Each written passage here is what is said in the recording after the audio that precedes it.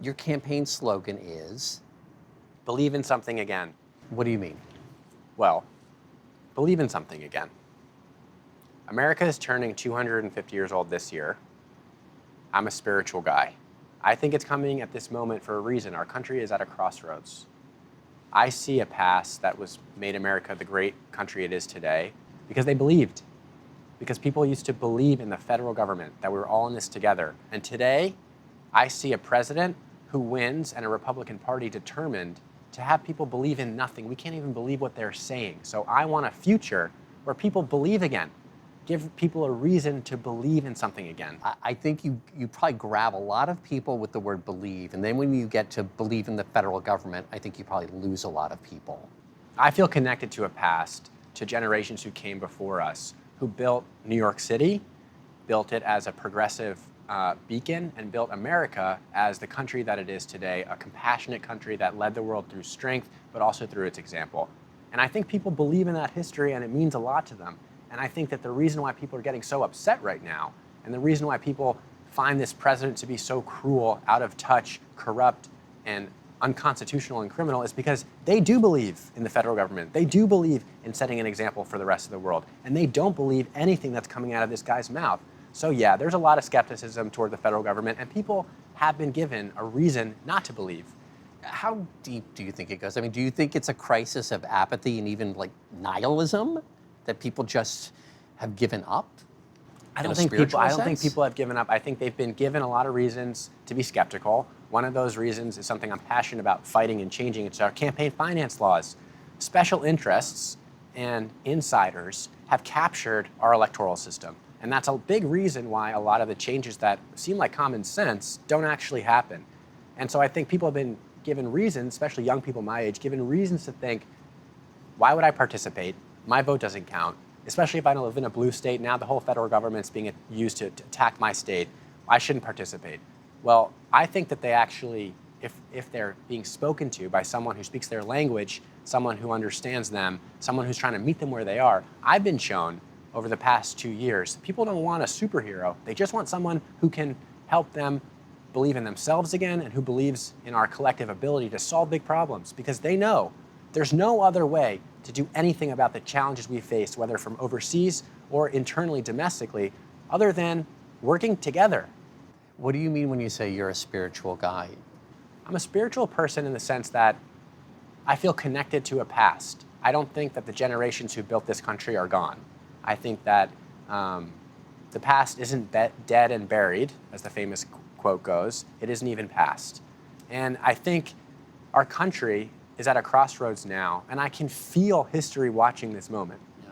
I know that may sound crazy, but I think a lot of other people can too. I know you're a big history reader. Yes. So go ahead, continue. I feel excited to welcome the challenge of defending freedom in its hour of maximum danger. And I think that is happening right now. I don't think we have any idea what comes at the other end of losing the midterm elections for the Democratic Party. You think it's that critical? If the Democratic Party doesn't win the midterm election, this whole thing could be over, America. There is no way to stop a third term, an unconstitutional, hostile takeover of power again, which we already saw with January 6th, by the way. I haven't forgotten about that. A lot of people have forgotten about January 6th. That was an attack on the rule of law and democracy in America. We cannot let that happen again. And if we do, it's our own fault. If we do, it's because we stopped believing. I haven't believed. I will never stop believing. Does your grandfather's legacy feel like a lot to live up to? I don't see it that way. I think we all have a lot to live up to. We're all Americans. Yeah.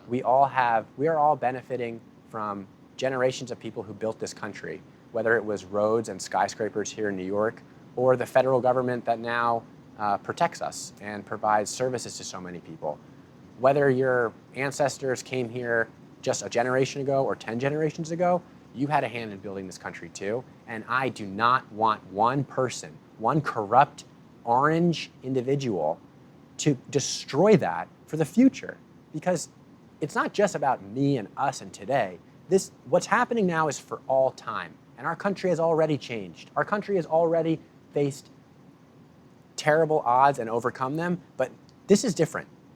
Why do you think Congress is held in such low regard? And it's been held in low regard when it's for many years now, when it's been in Democratic or Republican hands. First of all, let me just say, Congress has always been dysfunctional. John Adams was very frustrated with Congress from the very beginning. But it's at a record low now, about 16% since records began being kept. Yeah, because we don't have any people in there willing to shake things up and get it done. We need a new generation of people there. Our Congress is way too old, by the way. We need a generation of people in there to go to Capitol Hill, and start changing things. So what is a good, because most people, if you ask them, what is a member of the House of Representatives to do? I don't think they know what they're supposed to be doing.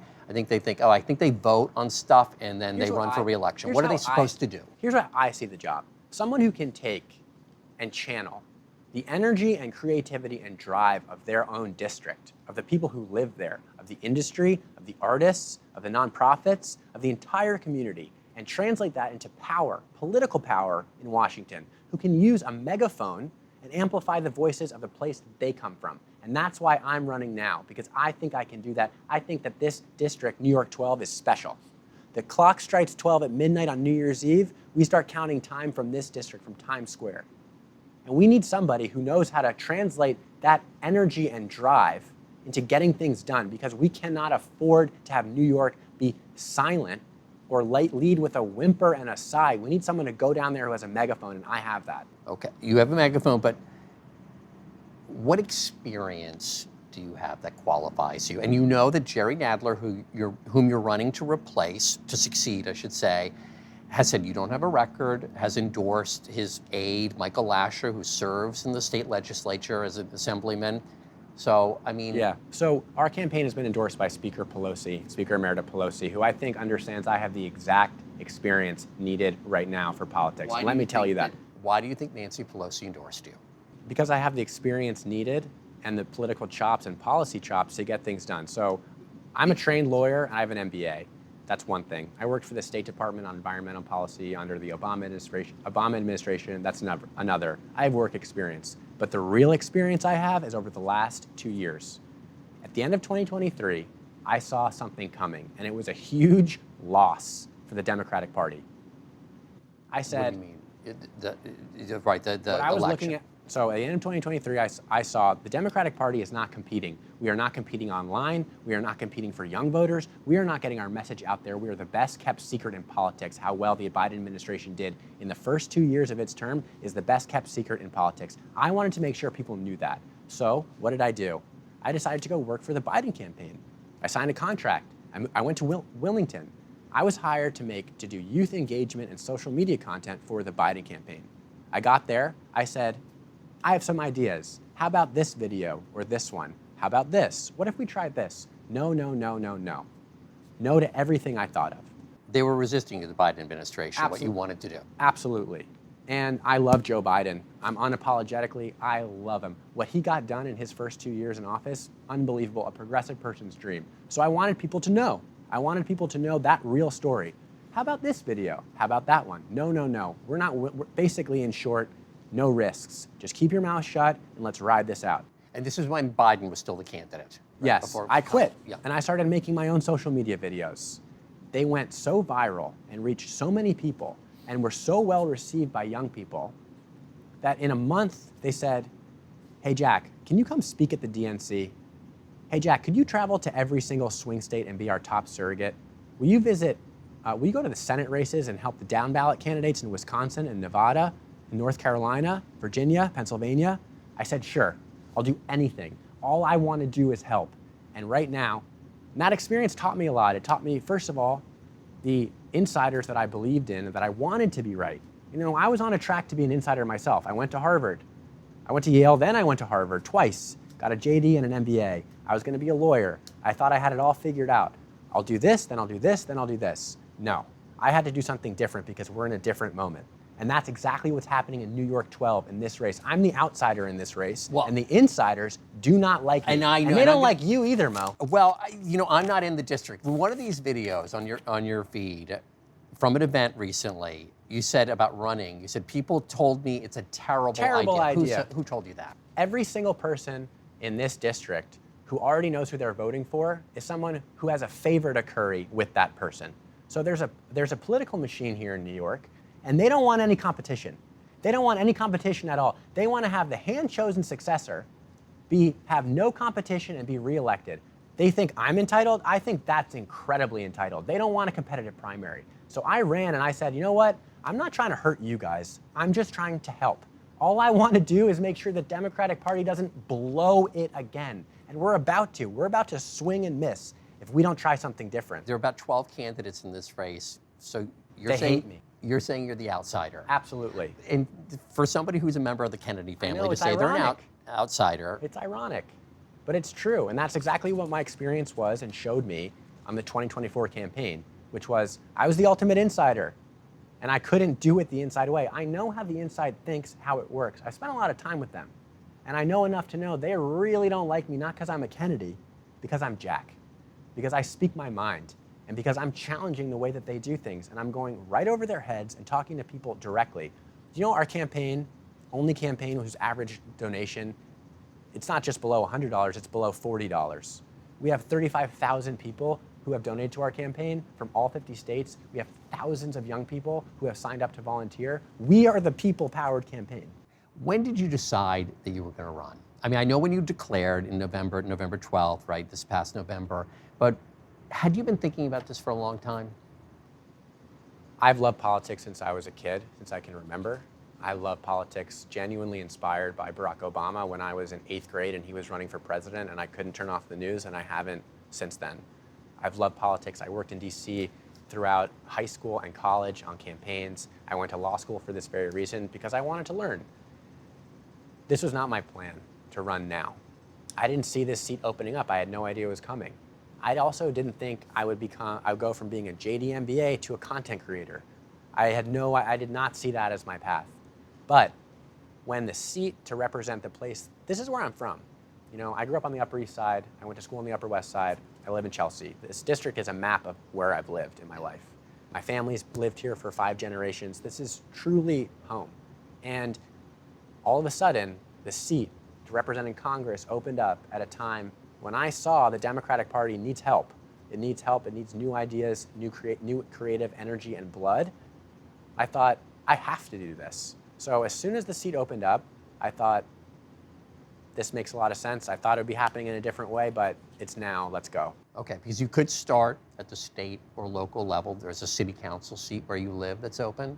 Yeah, I think I'd be a really great congressman. I think I could really be a great congressman. I studied national politics, and you know, there's a lot of people running in this race pointing at their experience. Well, none of them have been elected for all too long. I don't know if people know that, but they're also both quitting their current jobs, which they were elected to do midway through their terms. They'd rather not serve the people of New York for one more day than take and miss the chance to move up a rank. I'm doing this because I think our party needs help. I think I'd be great at it. And I think a lot of people in Washington would want to work with me because I have something to offer them. When you were growing up, did you all talk politics around the dinner table? I did, and people often didn't want to. Is that right? My sisters especially sometimes didn't always want to, but they couldn't stop me from talking about it. And after Trump won, you know, I would go visit my family, and I couldn't stop talking about what I was seeing. Ultimately, I would want people to know this about me, in addition to my experience, my life experience, my education, and my work experience. I would like them to also know this. We live in a time with a toxic and polluted media environment. It's been polluted by the president himself and by others. It's a toxic place, and the air is sulfuric. I know how to breathe. I know how to breathe in that environment, and I know how to thrive in that environment. You know how to, and this is an overused word, you know how to navigate. I know how to navigate. That kind of jungle. I know how to fight, and I know how to dance. Are you the best dancer among all the competitors in the Democratic I would primary? love to find out. I would absolutely love to find out who can dance the best. We could do salsa, we could do ballet, we could do the waltz, foxtrot. I'm open to anything. I mean, you've made the point already, but I had to say, one of your political heroes, Barack Obama, just recently said in reaction to President Trump posting that horribly racist post about Mr. and Mrs. Obama, he said essentially that social media was a clown show and that most people did not like it and wanted people to behave decently and politely. But you're saying roll up the sleeves. I'm saying gloves off, dude. What are we waiting for? I mean, no disrespect, President Obama, he's a master politician, right? But I would say for a generation that is doom scrolling all day long, this stuff seeps in. And now we see the digital world also drives the traditional media, the classical world too. And we can't just let this stuff go unanswered. What, so we're not allowed to tease them back, we've got to sit on our hands the whole time? I don't think that that's actually worked for us. And I'm most interested in figuring out how to win now. If we don't win now, our country is gonna fall apart. What are we waiting for?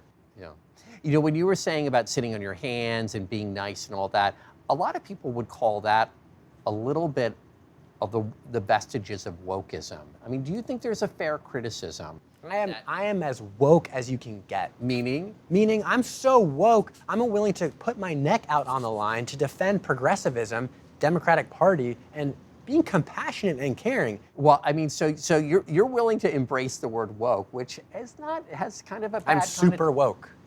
And you know what? If you want to throw a term that means treating other people with respect, being conscientious of other people, being a proud Democrat, if you want to throw that at my feet like it's an insult, I will take it and wear it as a badge of honor. What do you think people don't know about people your age? You're 33 and younger, because I'm in my late 50s, and sometimes I wonder how much younger people value our history. I'll say it.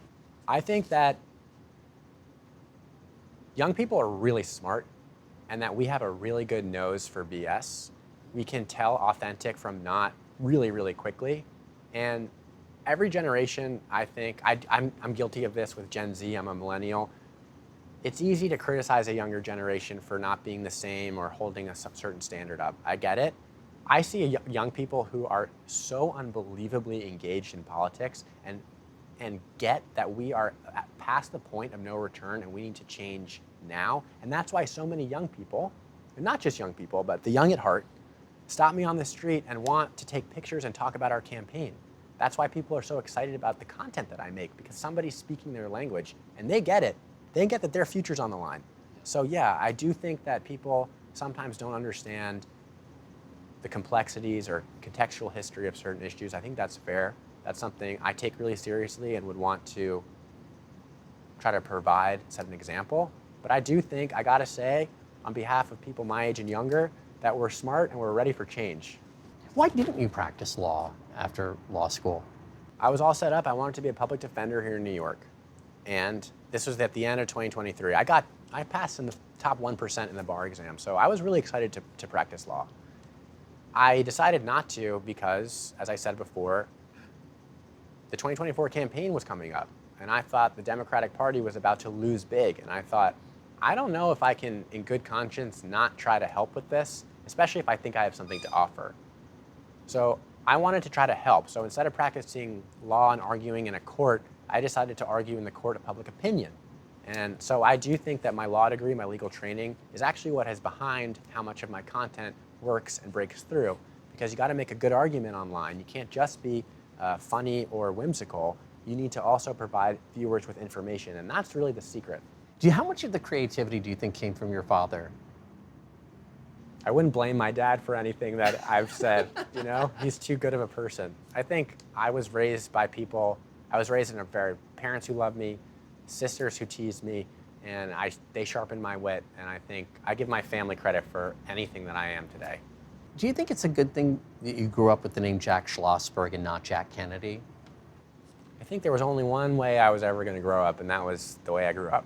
Yeah. And, I'm proud to be Jack Schlossberg. A lot of people know of one grandfather of mine, President Kennedy, who was president of the United States, but my other grandfather was president of his temple uptown, and I feel just as connected to that history, to my Jewish history and Jewish roots, as I do to the other side of my family. Were you raised Catholic or Jewish? I was raised Catholic. We went to church and I was confirmed and had my first communion, but I felt like I was raised Catholic in an extremely Jewish way and in a very Jewish world. We also had Passover Seder, we celebrated Hanukkah. All my friends, my best friends, were all Jewish, and I felt like the community life of Jews in New York and the sense of humor, Jewish theater, a lot of that stuff was also really, really important. Some of the religious doctrine, sure, but really it was more the culture and ethos of being Jewish and being Jewish in New York City that I think really shaped me.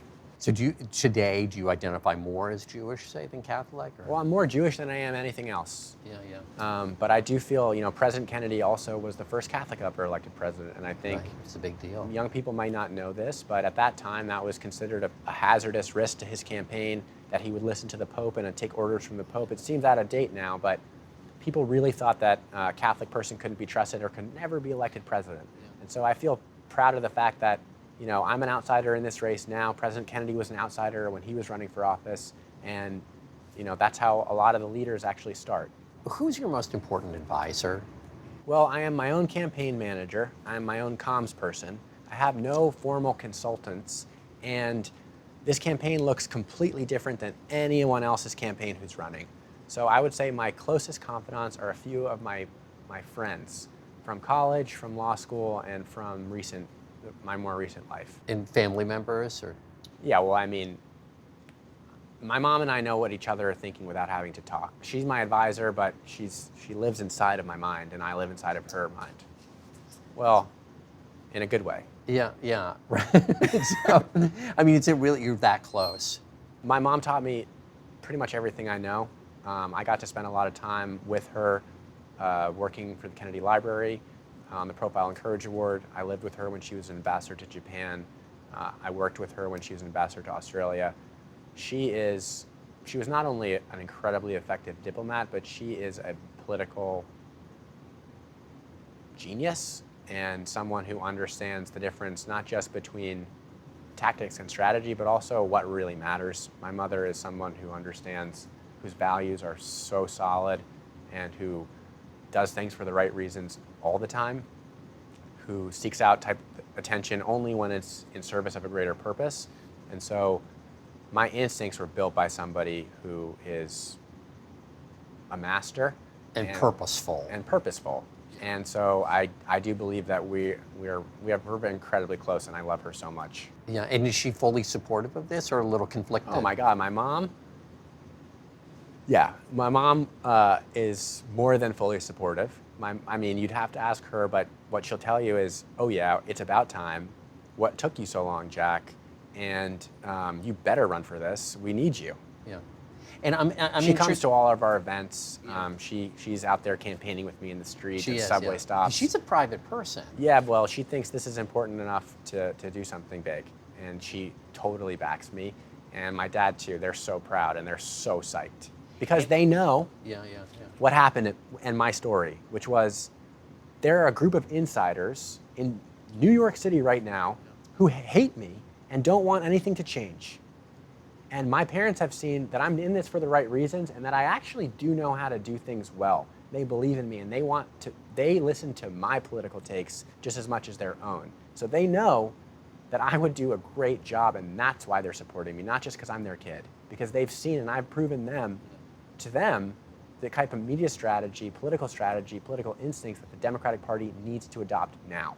I'm always interested in people's upbringings, obviously, because how it shapes them and their character. So, and I'm one of three also. What was your role among the siblings? Well, I think it's changed a little over time. Definitely the source of entertainment and the butt of all the jokes. As a kid growing up, I wasn't naturally the best student. I had to kind of put my time in and study extra long hours compared to my sisters. But over time, I think we developed a lot of respect for each other because they're very accomplished academically, and then I managed to, make my way through law school and business school, and then we could all really have interesting, fun discussions. But it's definitely someone who entertains everybody, brings the energy, and keeps everyone laughing. And your Uncle Ted, or great uncle, technically, right, Teddy Kennedy, was he a big part of your life? He is. He's a towering figure, a huge part of my life. He spent a lot of time with every member of our family, but particularly with our family, especially when I was little. We used to go on history trips around the country. We went to Valley Forge and to see the Liberty Bell and to Harper's Ferry, and he taught me a lot about American history. I was also a Senate page for my Uncle Teddy in his last summer when he was a senator, and I saw someone who, at the same time he was battling cancer, also fighting for people's health care on behalf of getting other people health care too. You're not happy about this Ryan Murphy series about your Uncle John and his wife, Carolyn Bessette. Well, if you want to know someone who's never met anyone in my family, knows nothing about us, talk to Ryan Murphy. I would just want people who do watch the show to watch it with one letter in mind, and that's a capital F for fiction. The guy knows nothing about what he's talking about, and he's making a ton of money on a grotesque display of someone else's life. I would hope that Mr. Murphy would donate some of the millions of dollars of profits that he's making to maybe some of the causes that John championed throughout his life. Justice, maybe he would donate some of that money to the JFK Library to help keep President Kennedy's memory alive, but he's not. He's making money. This is not a documentary, and I'll leave it at that. And the reason I ask is because there have been, hundreds of movies, TV shows, books written about the Kennedy family, and I wondered if there was something particular here. I think in the last year, 2 years, 3 years, partly because of RFK Jr., but also partly because Donald Trump has used JFK as sort of a human punching bag, both by renaming the Kennedy Center after himself, by doing a false reinvestigation into the assassination, and dismantling all the programs that he fought for, that there's a lot of misinformation now and iconography being used about the Kennedy family, my family, at a time when we really can't afford to confuse people. We really need to take every breath that we have to try to make things better. So if Ryan Murphy really cares so much about the Kennedy family, my Uncle John, maybe he would try to do something about getting Trump out of power. What do you want people to know about your Uncle John that they may not know? They remember him as a very glamorous, attractive figure. John, he recognized where politics and media were headed, and that was closer and closer together. And he did his best to try to inform people about the critical issues of the 90s in his day by blending politics and media in a new and creative way. Exactly the kind of thing I'm trying to do with my campaign. You think he was ahead of his time? Absolutely. George Magazine, its purpose was to educate people about politics. He was trying to prove that that can be done in a way that isn't boring, that's exciting and fun and relevant. And I think social media presents the same opportunity for the Democrats today. I want to, if I may, ask you about your late sister, Tatiana. Did she share that New Yorker essay with you before it was published? She did. And I told her that the world needed to see it, and she wasn't quite sure. She was exceedingly humble and always held herself to a very, very high standard. And she thought no one would read it, and it turns out to be the most ever read story shared on the New Yorker's website. She really thought people wouldn't read it? I don't know if she was, I think she might have been, I don't know what she really thought, but she, Tatiana was a perfectionist and she was a genius. And she had an insane brain, amazing horsepower up there, is what I used to say about her. And she was an incredible writer, and what she wrote broke through. And I think it's because of the picture she painted, but also the fact that she laid bare the truth, which is, and she had something to say, which is RFK Jr.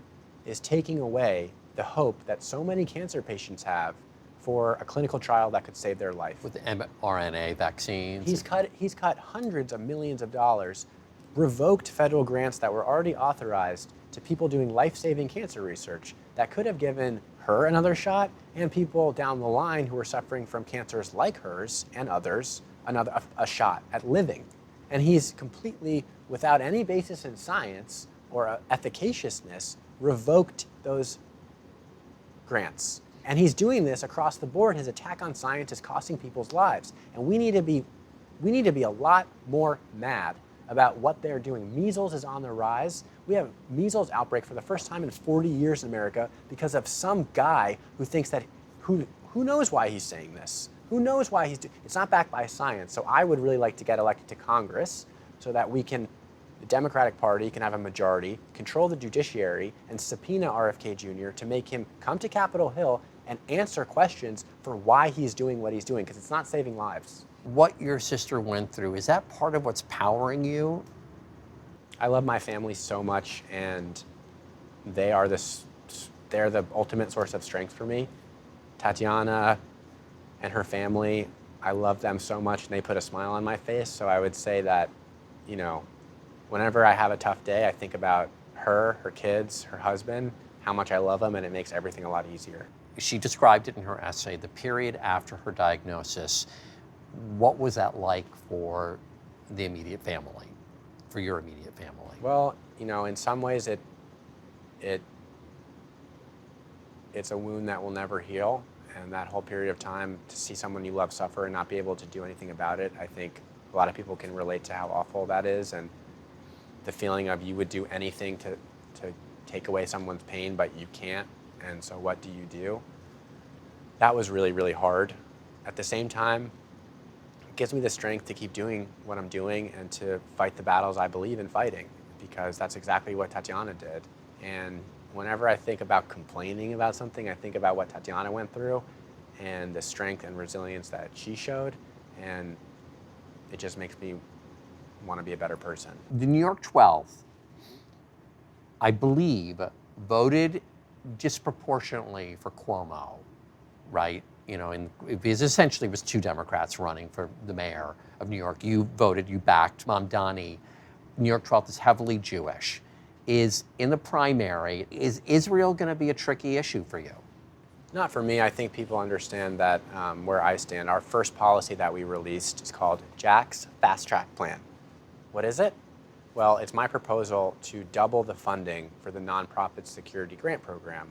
And that program is a federal program that provides much needed funding for security improvements for houses of worship, synagogues, temples, mosques, churches around New York 12. And I think that what I take really seriously is the fact that people here in this district do feel scared. They feel scared about anti-Semitism being on the rise and public safety. And I think that that's my perspective on how to deliver for constituents here. Would you support the arrest of Prime Minister Netanyahu if I don't think there's a legal basis. Let me be clear. I think Prime Minister Netanyahu is an obstacle to peace, and that any agreements and deals and relationship between Trump and Netanyahu, I would look very carefully at that as a representative from New York.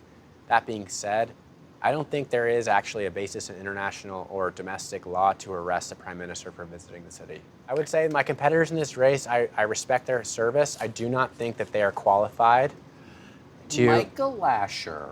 I don't think they're qualified to practice politics in 2026. Really? I mean, Michael No. Lasher, who's been endorsed by Jerry Nadler, from the age of 19, for over 20 years, he's worked in state, city, congressional politics. He's an assemblyman right now. I know. I started in politics when I was even younger, at 16 as a Senate page. So I have a lot of political experience too. I don't think Mr. Lasher has the experience to practice politics in the multidimensional world that we currently live in. I think he represents an insider's point of view about what has worked in the past, maybe. I think nobody sees that candidacy as something that is for the future. Okay. Well, I like that you don't dodge, that you're just really blunt about it. That's what I think.